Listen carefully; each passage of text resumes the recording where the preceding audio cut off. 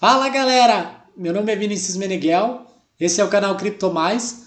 Hoje eu vou trazer um protocolo aqui bem mais conhecido, pelo menos eu acho que a maioria de vocês já deve ter ouvido falar. Ele está na posição 37, então agora eu vou começar a trazer de vez em quando protocolos aí no top 50 e tudo mais. Só que, pelo menos a princípio, eu pretendo fugir um pouco do óbvio, sabe? Solana, Ethereum, esse tipo de coisa, mas pretendo trazer protocolos já mais consolidados, já mais famosos, conhecidos também, para ter uma gama maior de conteúdo aqui para abordar nos vídeos. Não estou recomendando para ninguém comprar esse protocolo. Esse aqui é só uma análise de algumas informações e do que eu acho em relação a ele. Não significa que eu acho bom ou que eu vou comprar. Eu vou dar minha opinião no final do vídeo, claro. Mas vamos começar. E já peço que vocês, se vocês não se inscreveram ainda, se inscrevam, deixem o seu like. Se você gostar do vídeo, também comenta aí embaixo. Se você quiser que eu traga alguma coisa e tudo mais. Se puder compartilhar também, agradeço demais. Vai ajudar muito o canal a crescer. Então, o protocolo de hoje é Hedera, não sei como você fala. O token é o HBAR. E como eu falei, ele está na 37ª posição aqui do CoinMarketCap. A captação de mercado dele está beirando praticamente os 6 bilhões. Então é um protocolo relativamente grande, muito maior do que vários aí que eu trouxe, que não chegavam a nem 1 bilhão de market cap. E por um lado não é tão bom, se considerar que um protocolo com market cap muito grande tende a crescer menos em termos de valor, mas por outro você tem a segurança de um protocolo mais consolidado, mais adotado, e todos esses pontos eles devem ser levados em consideração. O volume aqui está crescendo bastante nas 24 horas, são sempre as coisas que eu olho, né? O supply de mercado, né? A quantidade de tokens que tem, o tamanho do market cap e o volume. O volume eu gosto bastante para indicar realmente se está tendo procura, se está tendo demanda e tudo mais. É uma coisa legal para se notar. O preço aqui a gente consegue ver que é bem baixo e ele provavelmente não vai chegar a ser muito alto em relação ao suprimento circulante dele. Então ele tem 15 bilhões de tokens, é uma quantidade meio alta. Mas eu vou falar no final do vídeo como que eu acho que vai seguir as projeções de valores para os próximos meses, para os próximos anos. O gráfico aqui a gente vê que no semanal ele está dando uma lateralizada, ele subiu um pouco e voltou a cair. No mensal também, ó, teve uma leve alta, chegou a ter um pico aqui, caiu, subiu, caiu de novo. Então, em questão gráfica, esse, na minha opinião, é um protocolo que, assim, principalmente aqui a partir de setembro, aqui ó, no final de setembro, ele está tendo uma leve alta, mas ainda considero como uma lateralização. Ele está brigando para ficar em cima das médias aqui, né? Na média da média semanal aqui, da média de 8 semanal e a média de 21 dias. Na minha concepção, nos próximos dias, pelo menos, no curto prazo, assim, não imagino que vai ter uma estouração de tampa, mas aqui a gente consegue ver um padrão gráfico interessante, ó. Se você considerar que ele está formando mais ou menos essa figura aqui que o Augusto Bax lá chama de xícara dos deuses, pode ser que a gente consiga identificar esse padrão. E geralmente isso é indicativo de explosão no preço, né? Pode ser que para os próximos dias ou meses aí o protocolo suba bastante e eu acredito que vai, mas no momento assim, para curto prazo, mensal assim, até semanal assim, eu acredito que tenda a brigar um pouquinho nessa região e provavelmente busque novos patamares. Ele chegou aqui na casa dos 57 centavos. Dá para ver assim que o protocolo, em relação ao dado histórico que a gente tem, ele já estourou bastante aqui a tampa. Ó. E nesse período aqui de outubro de 2019 até mais ou menos janeiro de 2021, praticamente ele lateralizou. Foi um valor aqui que não teve muita variação de preço. Consigo identificar também aqui que lá para fevereiro de 2020 ele subiu demais, então, em relação ao que estava, e vamos botar, sei lá, 1 centavo. Ele chegou aí para os 7, 8 centavos. vamos botar aí 800%. Depois caiu, voltou à base aí do valor que estava, veio brigando por muito tempo nessa região, até estourar a tampa aqui, ó, e quem estava com o projeto lá em janeiro explodiu de ganhar muito dinheiro com ele.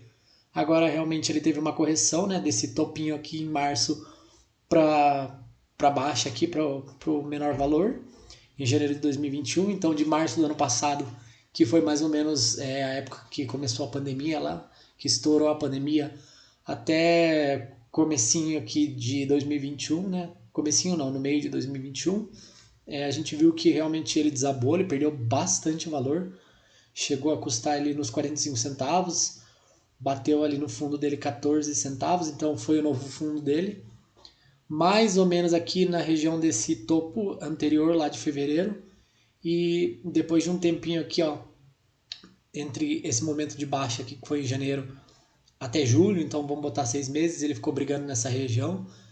Depois ele voltou a subir e teve essa estouração de tampa bem exponencial aqui. Então eu acredito que realmente se a gente aumentar aqui um pouco a escala do gráfico e ver um tempo gráfico um pouco maior, assim, ele realmente está formando esse padrão de xícara dos deuses aí e tá brigando na região aqui das duas médias. Provavelmente quando ele conseguir romper essa região das médias, ele vai ter uma escalada exponencial, como a gente já verificou que ocorreu lá para trás. No RSI aqui ele chegou a tocar, passar um pouquinho da região 50, então é momento de observar. Chegando ali, vamos botar na região 60, eu já ficaria um pouco mais otimista, porque muito provavelmente ele tende a romper essas duas médias. A gente consegue ver aqui no pico que ele chegou de 81 do RSI, que foi o momento que ele teve a maior alta aqui, essa explosão. Então é interessante observar aqui esse padrão também, porque a gente vê que assim como o preço está tendo uma lateralizada, a questão do RSI também está tendo. Então eu quis fazer um pouquinho mais de uma análise um pouco mais gráfica dessa vez, para minha opinião. Então, em questão gráfica, eu digo que, na minha opinião, a curto prazo aí de dias e semanas, eu não acho que ele vai ter uma alta expressiva, mas em tempos gráficos maiores, como a gente observa aqui, depois de um tempo de lateralização, ele estoura bastante a tampa e acredito sim que deva ocorrer. Principalmente agora no final de ano, que provavelmente a gente tem aí mais uma altcoin season, principalmente agora aí que a gente vai ter um momento final de alta, então fica a dica aí, não é uma recomendação, mas eu acho que é uma boa opção sim. O token da rede dele ele é intitulado como uma rede pública de nível empresarial, né? Então ela é uma blockchain de terceira geração, como os próprios desenvolvedores alegam no site. Ela é alimentada pelo consenso chamado de Hashgraph, que eu vou explicar mais para frente, e ela é propriedade e governada pelas principais organizações do mundo. Então tem aqui ó, a Boeing, a Chainlink Labs, a gente vê grandes empresas como a Google, IBM, LG, a nossa querida Magazine Luiza, que nos últimos anos vem investindo bem forte nessa questão de tecnologia. Então, a questão que, pelo menos eles deixam bem claro na minha visão, no white paper e no site deles, que eles focam e eles se gabam por ter isso, seria a questão mesmo do protocolo de segurança deles, né, do mais alto grau de segurança que eles dizem, chama ABFT. Então, é uma das espécies, dentre várias espécies de protocolos que visam a tolerância a falhas bizantinas. Na visão deles, no conceito deles, eles chamam de assíncrono. E aqui tem mais algumas informações. É aquela famosa, né, tabela de comparação que vários projetos, vários protocolos fazem, em questão de transações por segundo, em questão de taxa média, o tempo de confirmação da transação e o uso de energia da transação. Eles alegam que os protocolos seguros, os mais seguros, que são, na minha concepção e na concepção deles também, eu acho que na maioria de vocês, que são os do Proof of Work, eles têm um grande problema que é em relação às taxas, né, conforme o número de transações aumenta na rede, e em questão também da velocidade das transações. Eles alegam que, primeiro, né, eles têm uma taxa de transações altíssimas, então por isso eles se denominam de terceira geração. A taxa média de transação ela é de 0,001, e essa taxa é fixa, então aumentando o número de transações na rede, ela vai se manter, ela não aumenta, nem nada do tipo. Então é legal ter uma constância, porque tem uma previsibilidade maior, e também nessa questão de a taxa ser praticamente zero, ela facilita a adoção em massa, que realmente é o caso que a gente vê aqui, empresas gigantescas que utilizam dessa rede e controlam ela, né, para benefício próprio, né, para fazer as suas transações diárias, para estar fazendo movimentação dos seus dados de transações e tudo mais. E o uso de energia também é incrivelmente baixo, que é uma outra coisa que eles citam na questão do Proof of Work. Aqui algumas aplicações e algumas vantagens do protocolo na mitigação de fraudes. Eu não vou ler isso aqui porque o vídeo vai ficar muito longo daí, mas eu vou falar mais ou menos. Mitigação de fraudes, monitoramento de IoT, autenticidade de conteúdo, blockchain perícido, aqui token de criador, plataforma de tokenização, mercado de energia, bens verificáveis. São várias aplicações em vários mercados que a gente pode ver. E mercados de massa, mercados de volume e mercados grandes. Então, assim como a cadena, que eu gosto de estar sempre linkando aos meus outros vídeos, é um protocolo assim, voltado para o ambiente empresarial, para adoção de massa e para transações cada vez mais acessíveis e cada vez mais simples, né? A questão do protocolo de tolerância às falhas é um ponto bastante legal que eu queria comentar. Então, eles citam no site deles que o sistema ele continua operando, mesmo que um desses nós ou algum dos nós deixe de enviar informação ou algum desses nós sejam implementados de maneira maliciosa. Tem aqui uma explicação um pouco mais técnica da questão de como funciona esse consenso hashgraph que maximiza ao máximo a questão da segurança. Então, assim, em relação ao sistema de tolerância a falhas bizantinas assíncrono que eles falam, ele possibilita com que o sistema ele continue funcionando, mesmo que um nó ou alguns dos nós deixem de enviar informação por alguma maneira, por algum motivo aí, alguma falha técnica ou mesmo uma atividade maliciosa. Então, isso não vai prejudicar a rede. Então, assim, eu queria falar da questão do ABFT lá, que é o protocolo deles, né? A questão da tolerância às falhas bizantinas assíncronas. Basicamente, ela funciona da seguinte maneira: se um nó ou alguns dos nós, por algum motivo, parar de emitir, de enviar informações ou enviar informações maliciosas, ele não vai ser incluído na rede, né? Ele vai ser descartado, ele não vai conseguir ser alterado. Ele tem um nível mais alto para algoritmo de consenso em relação à segurança.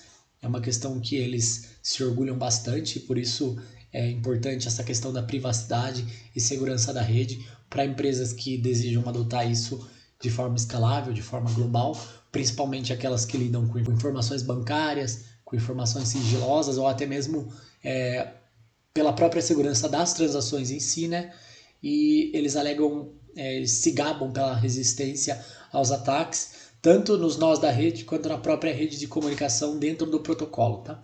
O token do projeto ele é o HBAR, como eu falei, né? Ele serve para o desenvolvimento de dApps, né? Dos aplicativos descentralizados e para realizar os pagamentos dentro da rede, né? Para as transações e tudo mais, ainda que sejam transações, né? Valores de transações muito baixos. Então aqui, ó, em relação ao protocolo, confiança que atende à privacidade, por causa de todas essas coisas que eu já citei, rede de nível corporativo, taxas baixas e acessíveis e flexibilidade de desenvolvimento. Então, aqui ó, você consegue construir usando qualquer linguagem de desenvolvimento ou estrutura de blockchain. Ela é intercomunicável também, né? Consegue fazer essa ponte. E ela trabalha através do processo, né, do protocolo fofoca sobre fofoca, né? Na verdade, o Gossip about Gossip, que funciona mais ou menos assim. Eles fazem analogia com a questão da fofoca à medida que, vamos supor que tem um grupo de 5 ou 6 pessoas e as pessoas, uma vai falando para a outra, então tal pessoa fala para a pessoa do lado, a pessoa do lado fala para outra, e dessa maneira eles fazem analogia como se a informação ela se espalhasse muito rapidamente, de uma maneira assim que não se consegue nem se controlar. Eles fazem essa analogia, uma analogia até interessante, para realmente ilustrar a maneira como os nós da rede eles acabam fazendo essa transferência de informações. Então, vários nós de maneira simultânea estão trocando, enviando informações e isso com certeza vai facilitar a propagação, né, a transação, a velocidade de troca de informações e a questão da escalabilidade. Em questão do ABFT, que é o assíncrono de tolerância de falha bizantina, que eu falei lá que eles têm orgulho de dizer que é o nível mais alto de segurança de um algoritmo em questão da prova de consenso deles. Então, esse número ele aqui é importante porque ele é uma condicionante, né? Se alguém quisesse invadir a rede, se quisesse modificar, atacar ela, teria que ter uma quantidade de 1/3 da participação sobre esse ecossistema, né? Sobre esse sistema. Pode parecer pouco, mas em um token aqui com market cap de 6 bilhões, praticamente 2 bilhões teria que ser necessários para ele conseguir estar fazendo um ataque nessa rede. Por isso, a gigantesca segurança que esse protocolo oferece. Então é isso.